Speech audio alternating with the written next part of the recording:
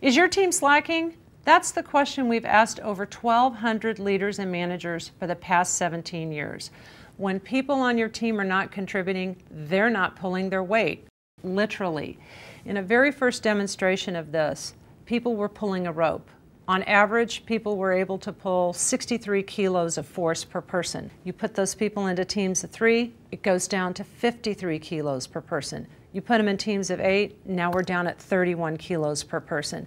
This social loafing effect has also been replicated in intellectual challenges, creativity tasks, complex reasoning, and it occurs across cultures: India, Japan, Taiwan, in addition to the US.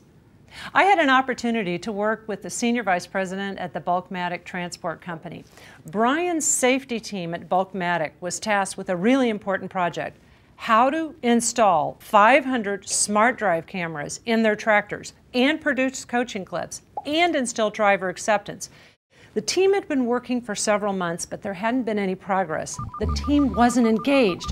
Drivers were quitting. Team members were not showing up to meetings, and when they did show up, they came 60 to 90 minutes late. They hadn't produced a single coaching clip.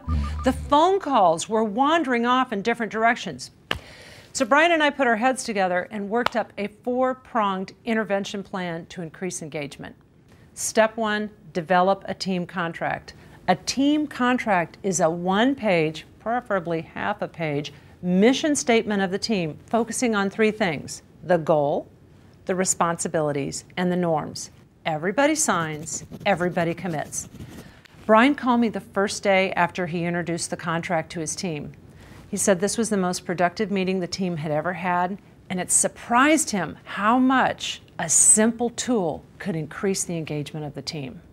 Step 2, short, frequent meetings as opposed to long, drawn-out meetings. The research is in. Teams work to fill their time. Brian's safety team noticed that the longer the distance was between the meetings, the more the team started to drift off track. So Brian started hosting more frequent, shorter meetings, and at each one of these meetings, they revisited the team contract. Step 3, stand and deliver. Literally, every week, team members need to stand up and report out to the team what they've accomplished that week. Case in point, Google Ventures' weekly Tuesday meetings. Everybody stands up and reports out what they've accomplished. The research is in. Teams that stand up are 34% more productive than teams that sit down. Step 4, create a line of sight. When team members can see how they're having an impact on the end goal, they're much more engaged. Let me give you an example. This was looking at engagement in a fundraising organization. 3 groups.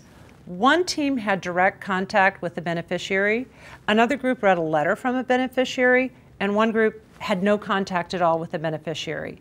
1 month later, the group who'd had direct contact with the beneficiary raised 171% more money.